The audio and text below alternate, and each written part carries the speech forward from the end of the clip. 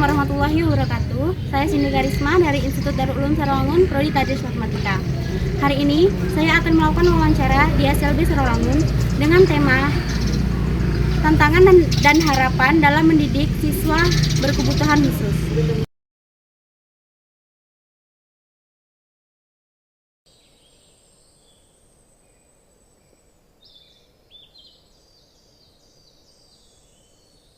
Assalamualaikum warahmatullahi wabarakatuh. Waalaikumsalam warahmatullahi wabarakatuh. Perkenalkan Bu, saya Cindy Karisma dari Institut Darul Ulum Sarolangun. Saya datang ke sini untuk melakukan wawancara bersama guru SLB. Boleh perkenalkan nama Ibu? Saya perkenalkan, nama Ibu Nur Hidayah. Ibu di sini menjadi guru kelas 10 Tunagrahita. Ya, ya. Saya akan melakukan wawancara untuk beberapa pertanyaan. Ibu mengajar di sekolah ini sudah berapa tahun kalau boleh tahu?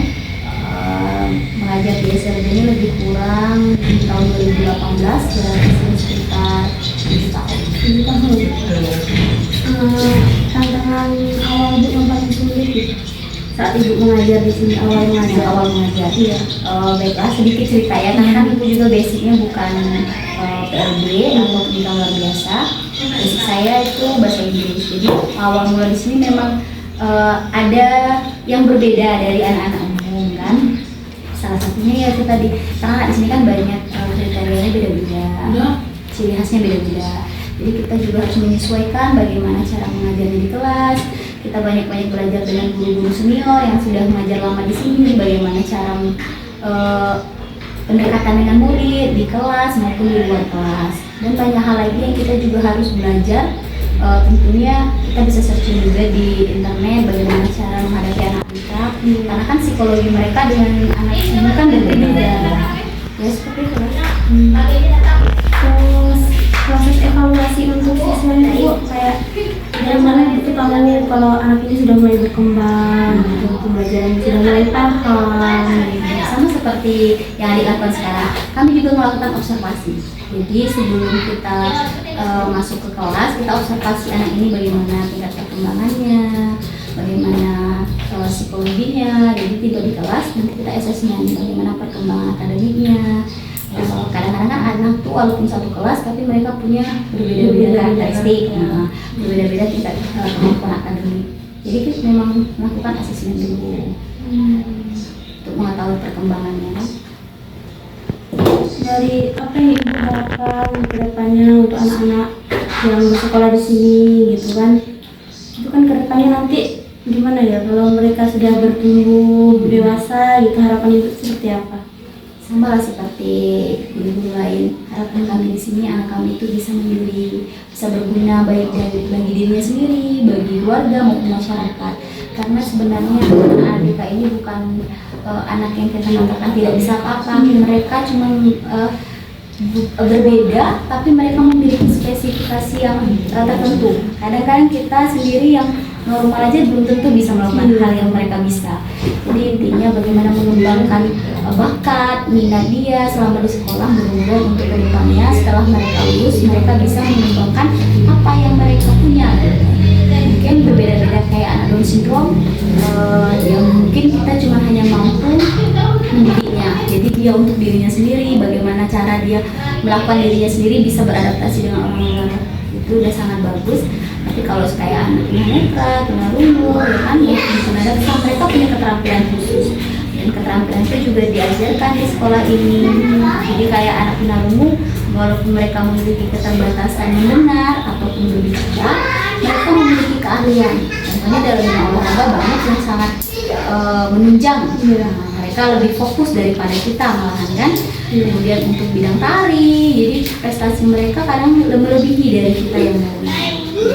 Intinya kami di sekolah ini mengembangkan bakat yang mereka punya, minat mereka kemana, mengarahkannya agar lebih bermanfaat untuk ke depan.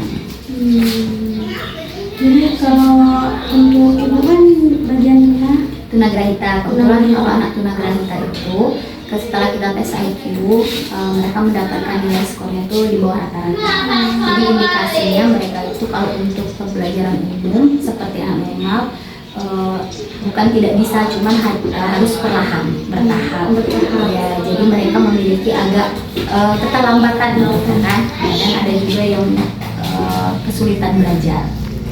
Tergantung kita saja lah bagaimana caranya supaya dia bisa mengikuti pelajaran yang baik sesuai dengan sesuai yang dia inginkan, yang dia harapkan, yang kita harapkan juga. Untuk pertanyaan terakhir, apa harapan ibu untuk sekolah ini ke depannya gitu? Apakah ibu ingin sekolah ini ke depannya gimana gitu Bu? Ada kemajuan apa gitu? Alhamdulillah sih Mbak Putri di sini dari kepala sekolah pasti menginginkan sekolah yang tempat dia bekerja semakin berkembang, semakin maju. Walaupun dibilang Sampang hanya satu sekolah SLB, tapi kami berharap SLB ini bisa menjadi wadah bagi anak-anak yang disabilitas di luar tetap mampu mengenyam pendidikan, tetap bisa melaksanakan pendidikan yang sesuai dengan aturan yang berlaku. Mereka juga memberikan kepada masyarakat tuh sesuai dengan norma-norma yang ada, tidak melenceng walaupun mereka dibilang ABK. Sering sekali pandangan orang kan di luar sana. Alhamdulillahnya kami tahun ini juga untuk prestasi di tingkat provinsi sudah banyak yang mendapatkan hasil yang memuaskan, ada juga yang sudah sampai nasional. Jadi kami berharap walaupun anak-anak kami anak ABK, tapi sekolah kami dikenal di masyarakat. Ibu, itu tadi beberapa pertanyaan dari saya. Terima kasih banyak Ibu untuk waktunya. Maaf kalau saya merepotkan. Jadi kalau wawancara ini saya tahu tentang sekolah di SLB ini seperti apa, di dalam seperti apa. Dulu saya cuma tahu sekedar SLB itu sekolah untuk anak yang berkebutuhan khusus. Saya tidak tahu yang di dalam itu ada apa di sini. Jadi Bu. Sama-sama.